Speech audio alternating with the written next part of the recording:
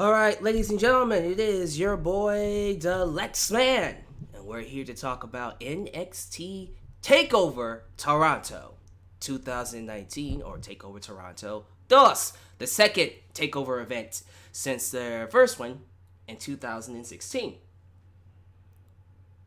Once again, NXT shows the wrestling world why it is the premier brand for wrestling. And more so than ever, I hope and pray Triple H is able to maintain his position as the, I suppose, executive producer of NXT, the head honcho, the owner. He doesn't own anything, but the guy that runs the show. And I say that because rumors have been swirling as of lately that NXT will be moving to Fox Sport, FS1. They're looking to put it on Wednesdays, keep it on Wednesdays, but it will be moving to 2 hours, and it will be live. The plan is to go head-to-head with AEW's show. I don't know what AEW is calling their show, whether it's Revolution, or Dynamite, but we'll see when that happens. But as of right now, nothing is set in stone. Reports have come out talking about it, and here's what I will say. If that is true, if it is true that NXT will be going live 2 hours every Wednesday night up against AEW, I'm okay with that as long as Triple H is in charge. The moment Vince McMahon touches NXT, it's all over. The quality shows that we get on a weekly basis, these NXT takeovers that we get, they stop instantly. It's over. It's over the moment Vince McMahon touches NXT. That's all I will say. That's all I will say. You notice that Raw and SmackDown, those shows, they're written for an audience of one. Will that change once SmackDown moves to Fox? Hopefully. But as of right now, it's all about pleasing one guy, Vince. It's not about you. It's not about me. It's about what makes the guy who pays their paychecks happy. The thing is, Vince is so out of touch. Vince is so senile, and for a long time, for the longest period of time, hasn't had his finger on the pulse.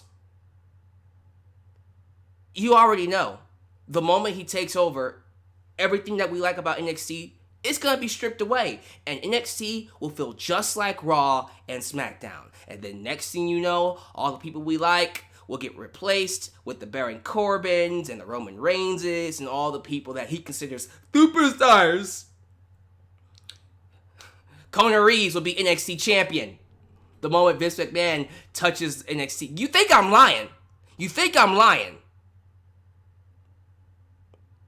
Jesus Christ. I hope that rumor is not true. I hope whatever cesspool that came out of stays in it. NXT going to FS1, I'm okay with. I am absolutely behind it. It going 2 hours, a little skeptical about that. Personally, wish it stays an hour. But it going up against AEW, okay. I ain't mad at that. And it's live too. Hell yeah, they can do live shows. I've always felt NXT could do live shows. Just don't let Vince take over.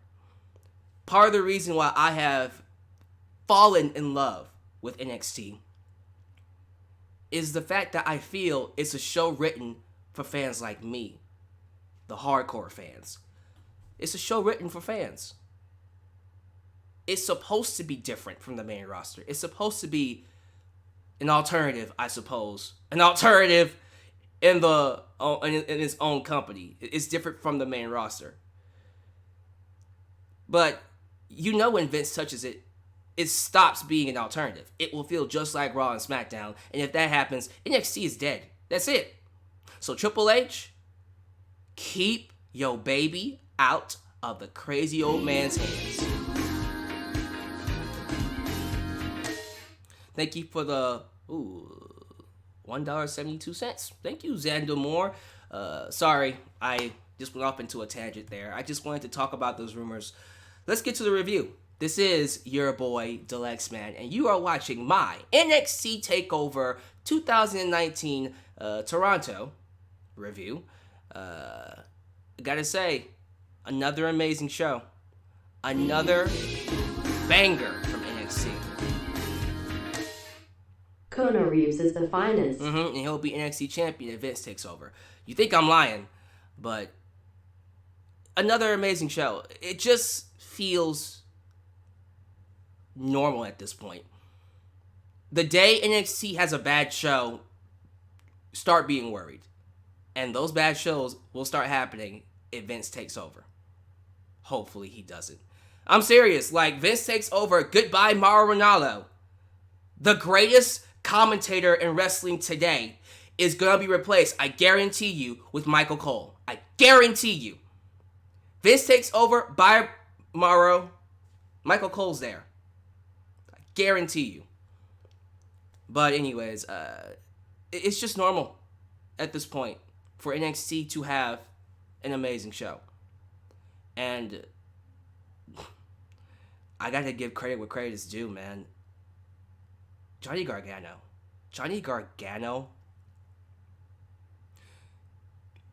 I'm really close to saying he might be the best wrestler alive today.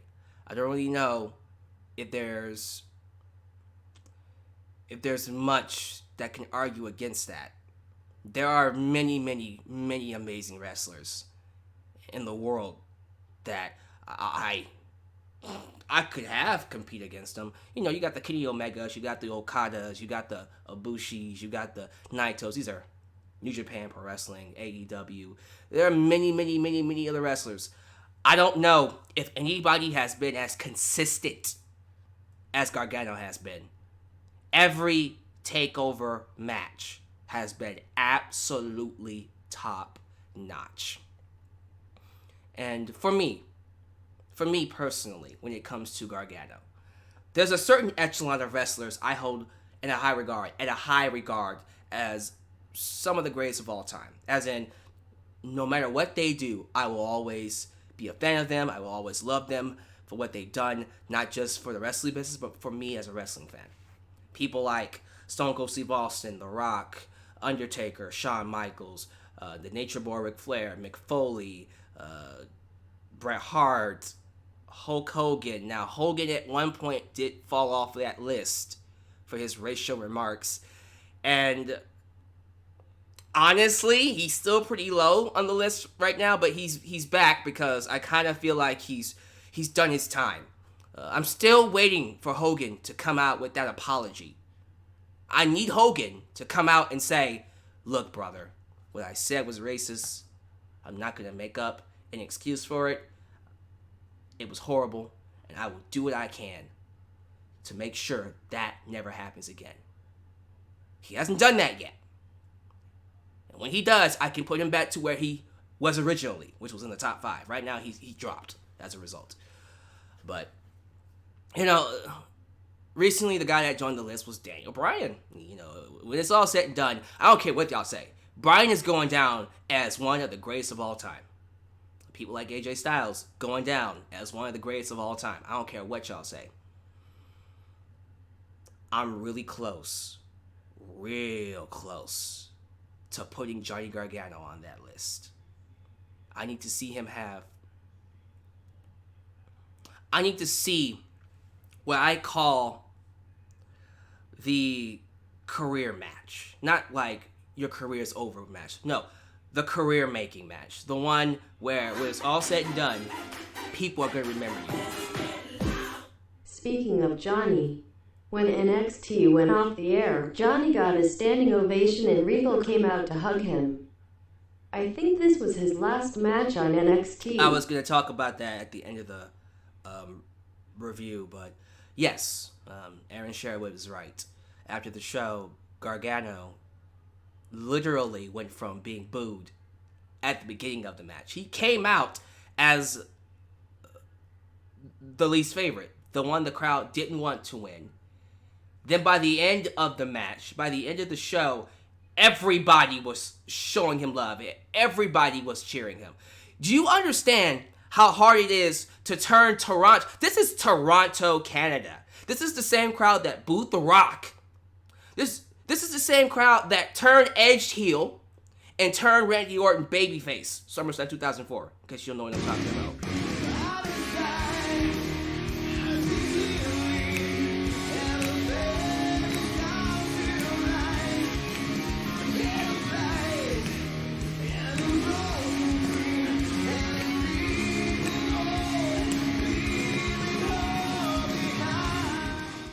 Now SummerSlam turned to outdo NXT TakeOver, which I'm not holding my breath on that.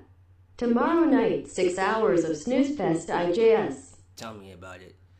But it just goes to show you, man, the people who are good at what they do, the ones who are passionate about the sport, the cream will always rise to the top. Gargano's going to be that guy. He just needs that one match to say, this is why I am one of the greatest of all time. He'll get it one day. He's going to get it. It's coming. But we'll delve deeper into that when we get to the main event, because I have a lot to say about that main event match. Again, the card itself, the main thing you should take away from this, if you loved all the other NXT takeovers, you'll love this one as well. But let's go ahead and get into the matches. First off, let's talk about this WWE Network situation. So, I don't know about you. NXT, for me tonight, was hard to watch. I had to... First off, I started watching on my PS4, and I've been watching all my pay-per-views on my PS4. It gives the best, resolution. It's hardly ever lagging. It doesn't really skip or anything like that until now. By mid tag team championship match, the stream shut down on me. It just shut down. And then when it came back on, the match was over with, which pissed me off. So then I had to close my I had to shut off my PS4 and then go find it on my laptop. And then guess what? It doesn't work on my laptop. It's even worse on my laptop. And so I almost gave up and said, I'll just watch it tomorrow. But then I turned it on. I tried it on my phone, and then I had no issues. I don't know what the deal is with these network streams now, since they updated the network. This is ridiculous. It shouldn't be this bad. It shouldn't be that difficult to watch your streams, WWE. Get your act together. You're making all these people pay, and I get it, you're only paid $9.99, so you get what you pay for. No. You are a billion-dollar corporation. You have all the money and all the resources you need to make sure crap like this doesn't happen. And I always get so upset with WWE when it comes to this stuff, because it just goes to show you once and for all, these people don't really care about the customers. They don't. I had an Xbox One and it didn't shut down at all. Well, apparently it's good for some people, but I've read all kind of complaints from others.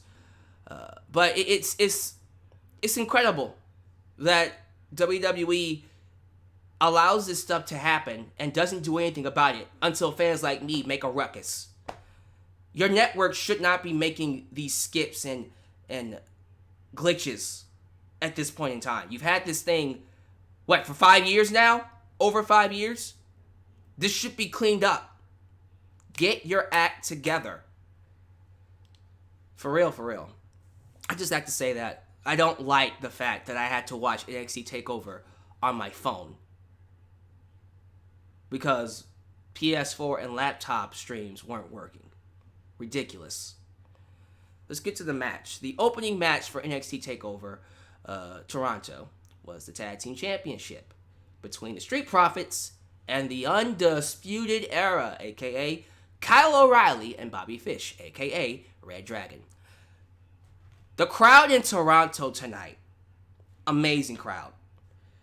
I believe Triple H said it was, the attendance was 13,800. That's a big crowd. That's a Raw SmackDown crowd. That's pretty good. I was on PC and it didn't shut down. Okay, so maybe it might be my issue then. Maybe I just ranted on WWE for nothing. I don't care. I just got it out my system. What was I saying? Yeah, crowd was awesome. Hands down. And I was a little worried. Anytime you go over to Canada, you just never know what reaction the crowd will give you. I was a little worried that the baby faces would get crapped on. Johnny kinda did, but trust me, it didn't go the way you thought it would go. But for the most part, no. Toronto was very respectful to the baby faces and the heels. They loved the Street Profits. Absolutely loved them. I mean, they loved the Undisputed Era too, but it was clear who they wanted to win in this match. And the match, I'll straight up say it, I thought the match was amazing. It was 20 minutes. This match was 20 minutes long, and I swear to God, it didn't feel like it. By the time, again, my stream cut out towards the end of the match. But by the time I realized 20 minutes had passed by, I was like, wait a minute. I feel like this match just started. Montez Ford. Charisma for days. And nothing against Angelo Dawkins. Love the guy. Real cool. But there's something about Montez Ford that just screams megastar. This guy is hilarious. He's athletic. He knows how to draw in an audience. He understands what it takes to make people care. And so these two up against Undisputed Era, there was no way this match was going to be bad. And it wasn't. It was amazing. Crazy spots all together. My favorite spot of the night, of this match, was, well, first off, it's more than one. Angelo Dawkins made this hot tag, and he came bulldozing in like a bull. And he launches, I think it was Kyle O'Reilly. He launches Kyle O'Reilly from one end of the ring to the opposite side. And he ends up crashing into Bobby Fish. I just lost it when I saw that. The other moment was Montez Ford imitating The Rock and going for the people's elbow. I don't know what it was about that, but that made me pop. I was like, yo, this guy's great. This guy's hilarious. To my surprise, the Street Profits end up picking up the victory. If you saw my predictions, which had to be taken down, unfortunately, I apologize for that. But in my predictions, I said the Undisputed Era was walking out with all the belts. I was going all in, no pun intended, and saying Undisputed Era will walk out as the kings of NXT. So imagine my surprise when the Street Profits retained. And I was like, ooh, that's not a good sign. And the trend will continue as we get further along into the show. But awesome opening match. A great highlight, a great spotlight for both teams, especially the Street Profits. And honestly, I'm very happy. I'm happy to say that the Street Profits won because I do not need to see them moved up right now. I don't want to see them move up to the main roster. Not until Heyman and Bischoff get more control over their shows. At least. So I'm happy that Street Profits won. Next up, singles. Well, a singles grudge match. between two women, Io Shirai and Candice LeRae. Little backstory. Originally, this match was supposed to be Kairi Sane versus Io Shirai. And Candice LeRae was supposed to be fighting Shayna Baszler. Unfortunately, because of the call-ups, the incessant call-ups that's been happening over the last few months, and Kairi Sane being called up, this basically screwed up a lot of things. And as you can imagine, Io was left without an opponent, and so Candice got, put with her in a program, and Mia Yim was given an opportunity to wrestle Shayna Baszler, which, great opportunity for her. But when you think about what could have been, it kind of upsets you a little bit. Io Shirai versus Kairi Sane, which can still happen, by the way. It's not the end of the world. It will happen in the future. But imagine if we got that match. Imagine the story they could have told. Imagine the kind of match they could have had. Okay? And we're done. Candice LeRae versus Io Shirai was amazing. Yes, I just said Kairi Sane and Io could have had an amazing match. Io looked like a ninja. What was censored? Hold on for a minute. Apparently my boy, Mr. Krabs got censored. Let me see what he was trying to say. Io looked like a ninja assassin. Oh, a ninja assassin. Okay. Close enough. Actually, I like your second super chat better. I'm gonna let that go. Io looked like an anime villain. Villain. Yay! I agree with that. Hell yeah. I especially liked Io's outfit. By the way, y'all, I've been sleeping on Io. This woman is banging, smoking. She is hot as hell, man. Where have I been? Has she always been hot? She must have always been hot, and I've just been sleeping on her. Cause goddamn that outfit tonight. All kinds of curves. You know what I mean? But like I was saying, this match was amazing. I thought Candice and Io tore the house down. Easily second best match of the night. Easily. And it's incredible when you think about, and I want to point this out too. Candice hasn't really had a takeover match yet. If I'm not mistaken, thinking about it. No. She had that one match that wasn't on a takeover. She was a heel. Weird. And that was against, wasn't that against Nikki Cross? Whatever. But this is her first takeover match, if I'm not mistaken. Yeah, this is her first one. Because that fatal 4-way included Bianca Belair. Yeah, she's been on TakeOver, but this is her first match. And goddamn. I can't believe I'm saying this, but for her first match on TakeOver, hell of a debut. And I gotta say, man, Io Shirai as a heel, there's something about certain wrestlers, when they go villain, when they become a villain, they just have this ability to make you go, bruh, you are a bad ass. You get me? You know you're supposed to hate them. You know you're supposed to see them get beaten up, and they've done some things that warrant that. But Io, man, I can't hate her. Io is one of those heels where I feel like she can kick a priest in the balls, and I actually will love her even more. And this match showcased that. The stuff she was doing in this match, first off, amazing stuff. She countered a Hurricane Rana into a cartwheel and escaped it. Really cool stuff. I love those moves. Love those spots where Io was just like, please, you know who I am? Do you know who I am? Candice got a chance to shine doing a nice tope dive to the outside and turning it into a DDT. Really awesome. Love that spot. But of course, the ending, which was my favorite part, we saw Io Shirai hit Candice with her moonsault, which was supposed to be the finish of the match. But guess what? Didn't work. Candice kicked out. So then Io Shirai hits in a Koji clutch, a modified Koji clutch submission. Don't know what it's called. And then when Candice was about to tap out, I love this. She had her in the submission.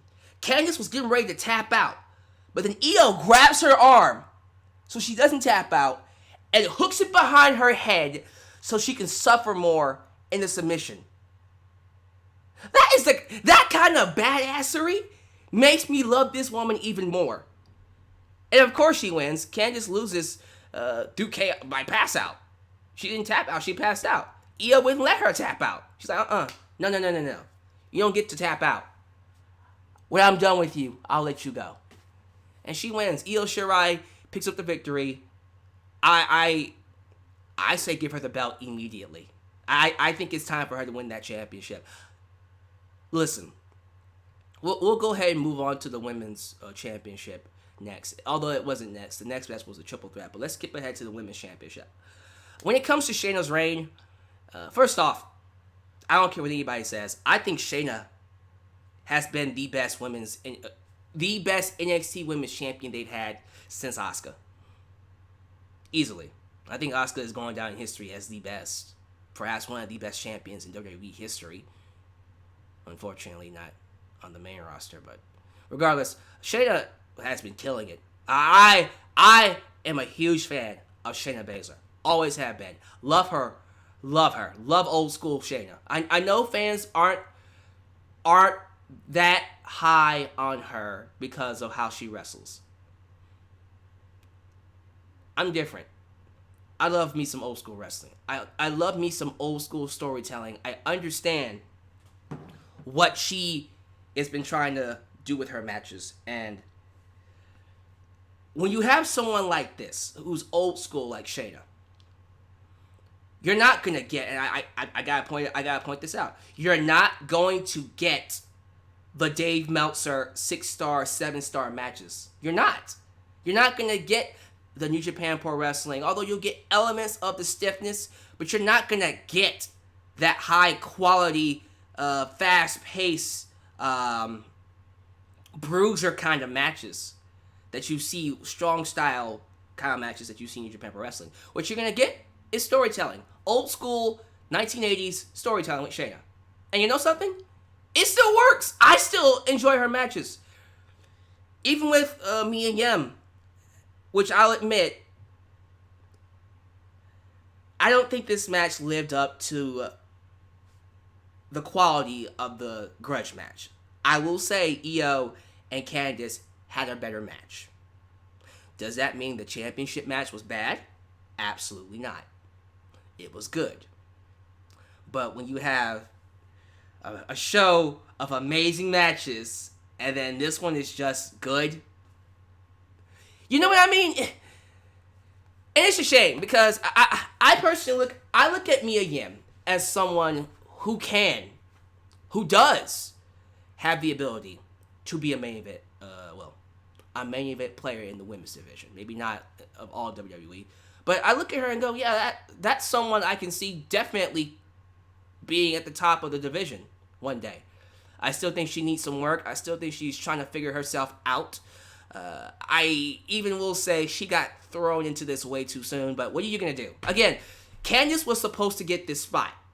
But when Kairi Sane got called up, it threw everything out of whack. And so Shayna needs an opponent. Who else she going to give her but Mia Yim? Matter of fact, I personally, if it was up to me, we didn't need the women's championship on the show. We didn't.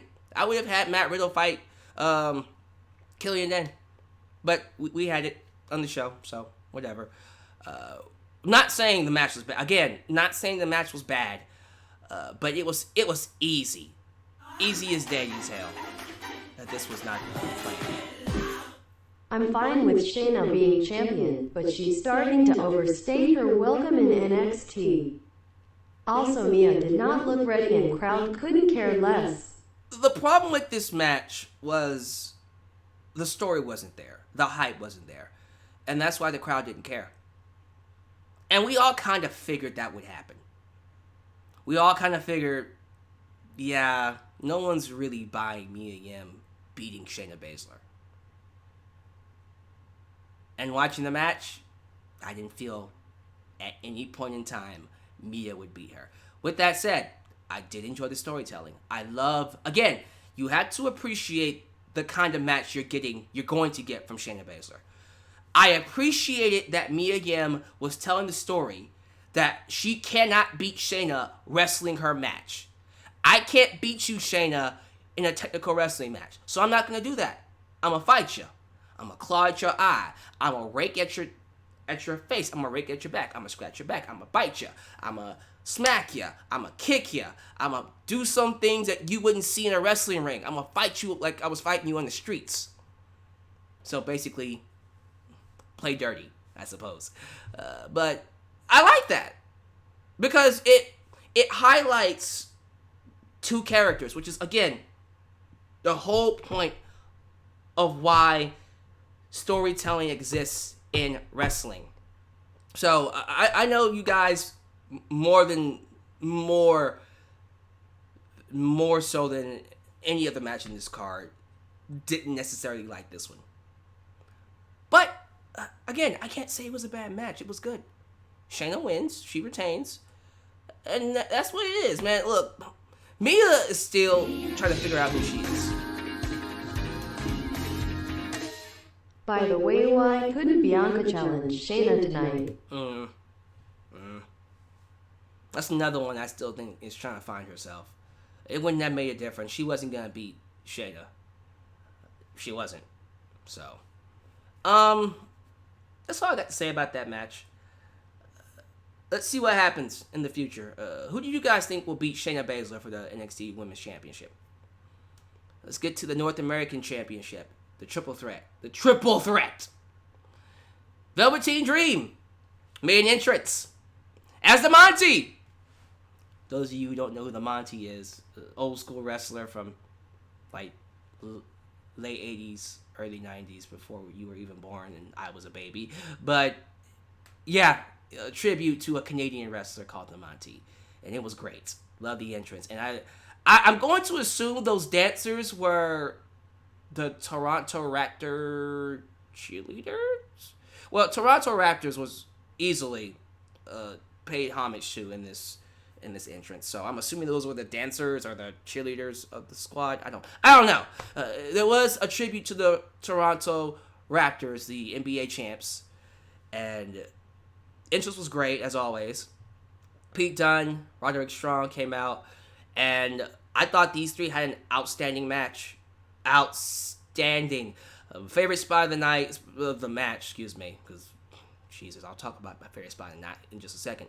But my favorite spot of the match was seeing Velveteen Dream do a coast-to-coast elbow drop on Pete Dunne as he had a triangle hold, a turnbuckle triangle hold on Roderick Strong. He literally flew from one side of the ring to the other side of the ring, and hit an elbow drop. The guy's he has wings. He's a freaking mutant at this point. I freaking love him. I think he's amazing.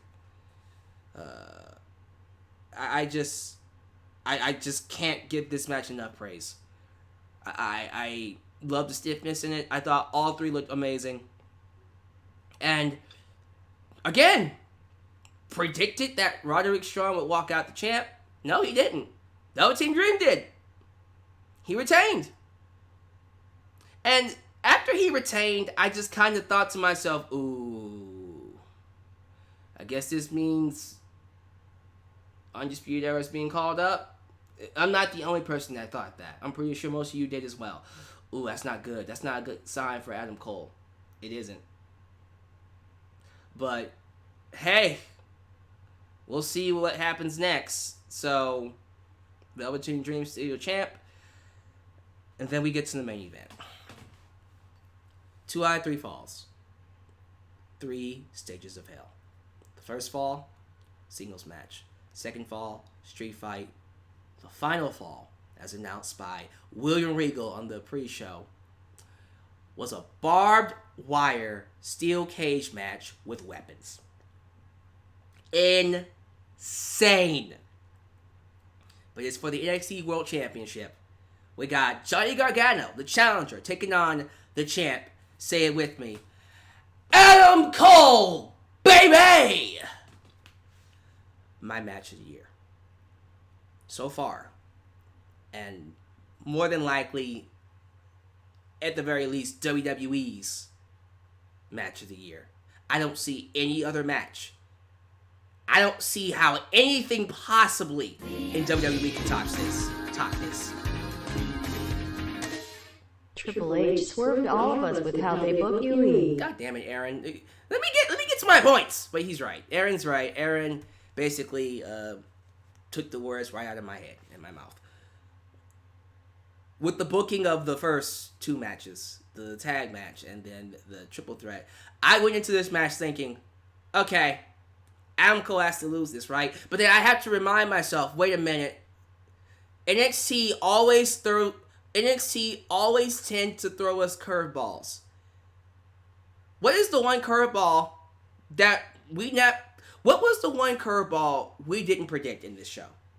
Everyone was predicting, watch this, everyone was predicting that Shayna Baszler would lose her championship and the Undisputed Era would walk out with all the belts, right? Well, guess what, ladies and gentlemen? None of that happened. The big curveball is no belts changed hands. Everyone kept their belts. Am I pissed off at that?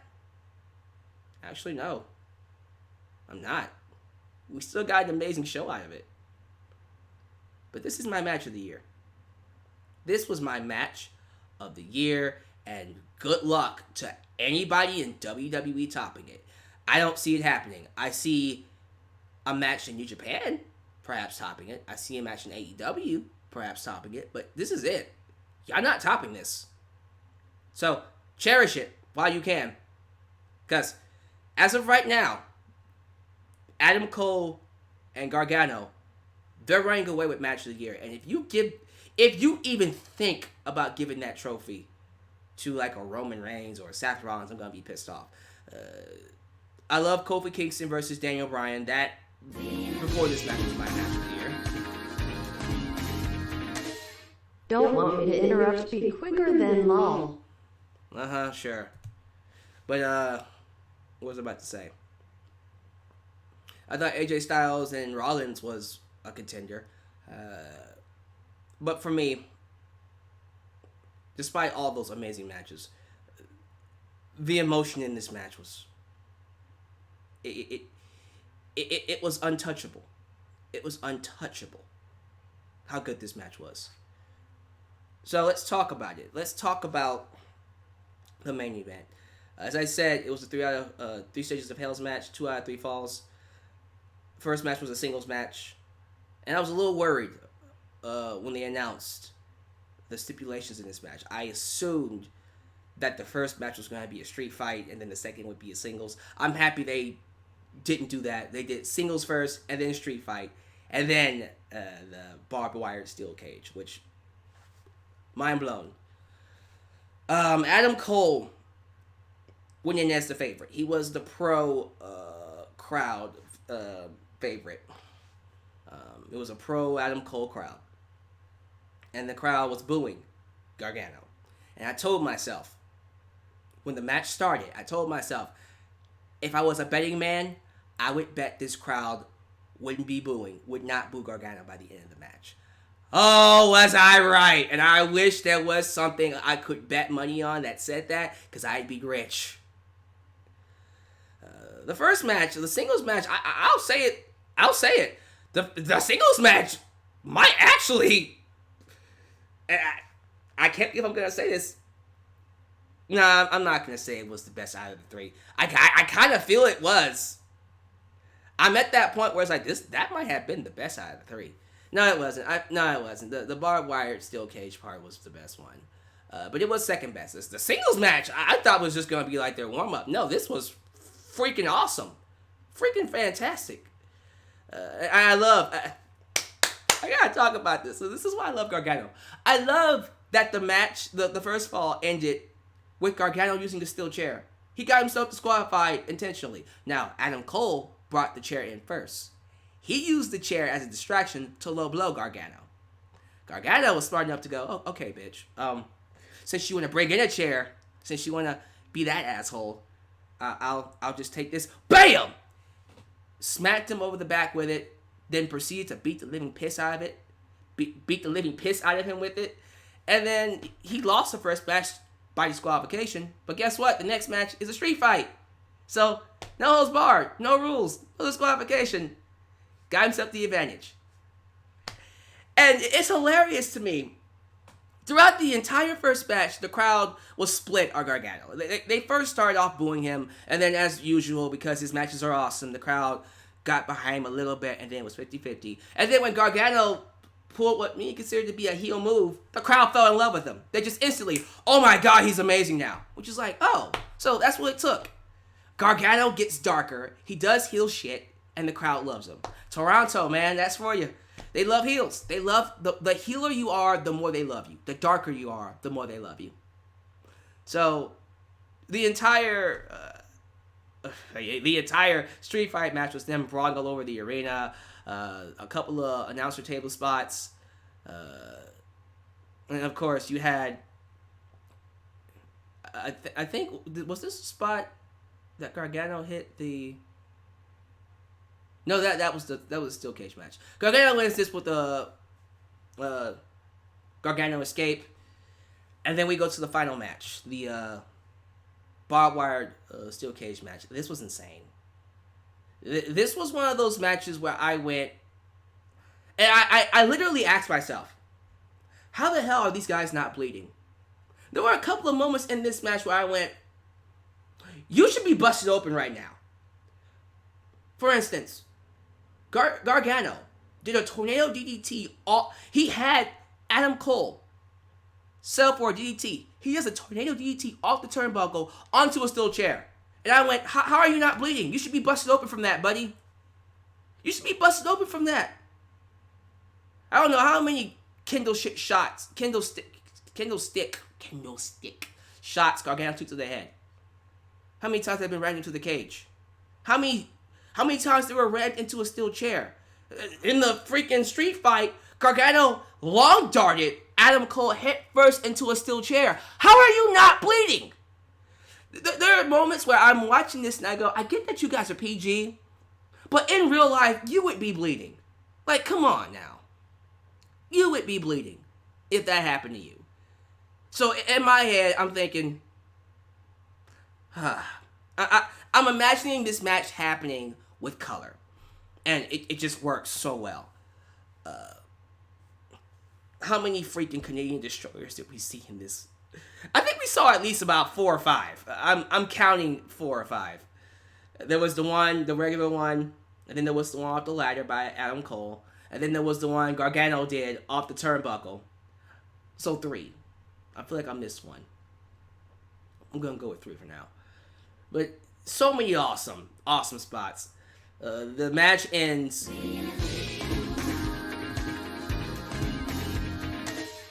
Canadian Destroyer needs to stop being disrespected. Yeah, honestly, that's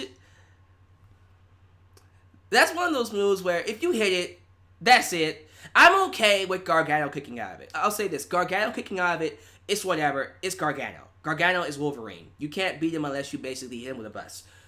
Anybody else, once you're hit with that move, do not kick out. Gargano is different. Gargano is Gargano. He can kick out of everything because he's Gargano. Anybody else, Cole hits you with that, that's it. That's it. I agree with you.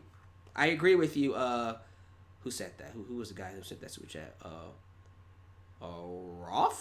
Roof Wildfire. Roof Wildfire. Close enough. Anyways, the match ends with both men climbing the top of the cage. And we see Gargano with bolt cutters. And he's snipping off barbed wire. And I'm like, okay, we're about to get really violent. And I'm thinking he's going to do like the Gargano escape with the barbed wire. I'm like, oh, that's going to be sick. Well, Adam Cole sees this and is like, no. Stay the hell away from me. He climbs the top of the cage to get away from Gargano. They both get to the top, and then Gargano's trying to put the barbed wire over his face. And they're struggling, they're fighting, and then they both fall off the cage. 3 tables in the center of the ring. And in classic Triple H heel fashion, Adam Cole hits the ring, and almost like his body, like some guy was puppeting his body, it just naturally just flopped over our Gargano. So it was like, boop, right on Gargano. Reminds me of the first, the 3 Stages of Hell match between Stone Cold Steve Austin and Triple H. Where Triple H, also, those two were in a Hell in a Cell match. Was it Hell in a Cell or Steel Cage? It was a cage match. Austin and Triple H hit each other with steel chairs. Austin falls first, and then Triple H falls on top of him to get the pinfall. That's what this reminds me of. Cole and Gargano fall through a table, and Cole just instinctively falls on top of Gargano, and he gets the victory that way. And I am actually relieved Adam Cole won. 1, because that means the Undisputed Era will not be moving up, thank God. 2, there was no one else for Gargano to fight. I love Gargano. I'll admit, there was a part of me that kind of wanted him to win the championship, as most of you probably felt too, because he's awesome. But Adam Cole, man, there's a lot more to work with Cole on top than Gargano. With that said, though, let's talk about what happened after the show, which you didn't see. You can find this on Twitter or some social media involving WWE. Toronto, the entire crowd, all 13,800 people in the arena, stood up and gave him the reception of a lifetime. They showed him so much love. It was emotional. William Regal walks out, gives him a hug. And the speculation starts. Does this mean Johnny Gargano is moving up to the main roster? I pray to God he doesn't. I'm just going to say it right now. I would rather Gargano turn heel and start working with baby faces for the time being until Tommaso Ciampa comes back. I'd rather he just take a break and not show up on NXT TV for the time being and just wrestle on house shows. I'd rather he do something else. I do not want this guy. I do not want Gargano to get lost in the shuffle on the main roster. And I get it. Tommaso Ciampa, Ciampa, I don't know how you say his name. I'm going to go with Ciampa. It sounds better. Tommaso Ciampa is still in recovery. He's still working on getting himself back into shape. I seriously doubt he can take bumps right now. It looks to me he isn't making a return until after WrestleMania, which sucks because, God, I want them to wrap up that story. But I don't know if they'll be able to, man. Not right now. I don't want Gargano to be called up. I don't think he's ready, and I don't think they know what to do with him. Hell, I don't want anybody to be called up. How about that? Catch me outside. How about that? I don't want anything to happen. I don't want any of these awesome talents. Not Cole, not Gargano, not Shayna, not Yim, not LeRae, not Io, Street Profits, although they're basically called up. Sorry, guys. Undisputed Era, not even you three. Y'all stay. You stay. I don't want nothing to be called up. These are all great talents, man. I want them to all stay on NXT. And screw it. If NXT is going to be on Fox Sports 1, don't you need some of them to be there? So, pray to God that doesn't happen. I'm praying to the Almighty that it doesn't happen. But man, I really don't want this to be the end of Gargano's run in NXT. He's done way too much, and he's way too good. But sometimes it's how it is. Anyways, match of the year. Easily match of the year. Don't see it being topped by anything in WWE. Perhaps in New Japan, perhaps in AEW. But this is the quintessential golden goose for WWE in 2019. Thank you, Johnny Gargano. Thank you, Adam Cole. You are the greatest. So with that said, give me your thoughts about NXT TakeOver. An amazing show for me, but how was it for you? How did you feel about the show? Give me your thoughts on your favorite match. Where do you see things happening? Where do you see things going? Talk to me in the comment section. So we're going to let's take 5 minutes to chat with you guys in the live chat. Tell me how you guys feel about what I discussed, about the show. Most importantly, what was your match of the night? Let's go to the live chat. And by the way, be sure you like the video. Like the video. Let's get this to about, what was the goal? Was it 300? 300 likes. 300 likes for this review and my SummerSlam review tomorrow. All right, what we got? Twitwow, that's John Ashton, says, the North American Championship was match of the night. Okay, which I thought wasn't a fantastic match. Outstanding for sure. For sure.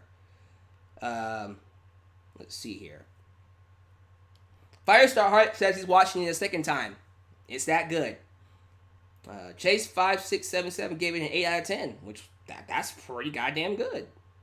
That's not bad whatsoever. What is that, a B? So a good show. Not bad. The Dark OPs. Now tell me, Deluxe Man, that AEW will beat NXT. Do I think AEW's All Out show will beat the show? It could. Could be just as good. Justin Long says match of the night was the 3 stages of hell. Ultra Shadow says match of the night was the main event. Match of the night was the main event for Cody Johnson.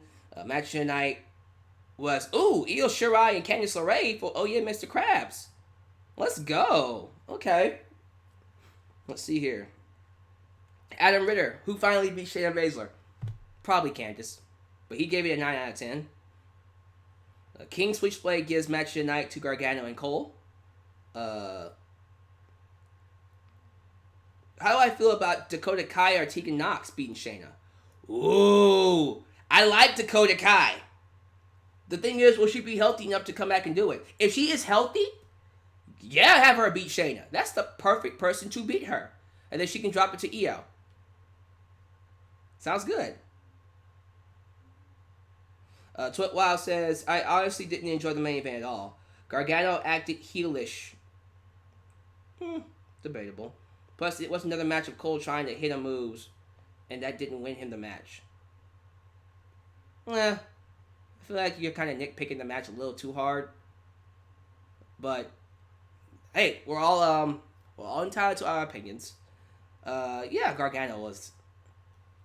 You say he was heelish, and yeah, there's nothing that says he wasn't necessarily bending the rules a little bit. But if you think about it in real life, if you already know that it's a 2 out of 3 falls match, and the next match is no disqualification, wouldn't you? Wouldn't you take advantage of that? Gargano's character, this is what I will say about Gargano's character too. He's been walking that line for the last year or so. There really hasn't been a resolution to what he is or what alignment he's on. I'm assuming he's still a babyface, but he's been doing a lot of heelish shit for a while. So, I can't say it's out of character. It's within his character. So, I thought it was badass. I mean, it's not like... Gargano isn't the only person to bend the rules now. Austin's been doing it. Austin's done it for a while. The Rock's done it. Triple H has done it so many times, and we've been okay with it. Shawn Michaels has done it. So there are certain things That, yes, maybe you can consider our heelish tactics by Gargano, but I honestly thought it was badass.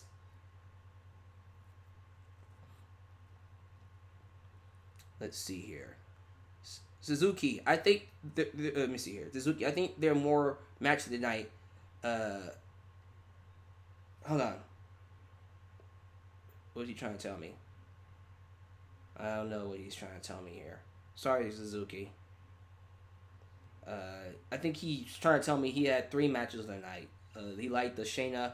The Shirai versus LeRae match. Gargano versus Cole and Triple Threat. Okay, I mean, dude. It's all up to you. So what Wild says, if I was a heel, if he was a heel, yes, I would take. Oh, let me read that again. If I was a heel, yes, I would take advantage of it. Gargano is supposed to be an honorable babyface. Is he though? I don't know about you, but Gargano for the last year or so hasn't been the most honorable guy. I mean, just this past year, did we not see how he beat Ricochet? And again, here's the problem with this. I understand what your perception is, but the storyline with Tommaso Ciampa might have been something along those lines, but no, Gargano he's been corrupted by Ciampa. I think the story with Ciampa has basically told us that Gargano has been corrupted. He's not the same Gargano he used to be. So I don't really know if honorable babyface was what we're supposed to be going for here. But anyways, Malik Hiltz, Eddie Guerrero was a face, lying, cheating, and skill. Well, no, okay. Look, I don't want to get into a big debate on babyfaces being complete white bread babyfaces. I'll say it like this: when it comes to Gargano pulling off tactics like that, I didn't mind it. If it bothered you, I understand. That's all I will say. Will I be watching NXT UK's TakeOver? No, I will not. You want to know why? Because that's the same night as All Out. Guess what show's getting the most attention? Sorry. Let's see here. I think that's it. Nothing much else to say here. Give me your thoughts below in the comment section about NXT TakeOver Toronto. What was your favorite match of the night? And once again, like the video, subscribe, follow me on, like me on Facebook, follow me on Twitter at DeluxeManVX1, donate using PayPal, Patreon, Super Chat, everything else down below in the description box. And of course, follow me on Instagram. That's down there as well. In other words, guys, the SummerSlam weekend continues tomorrow. Be there for my SummerSlam review. See you then. Your boy, The Last Man, signing off. Peace.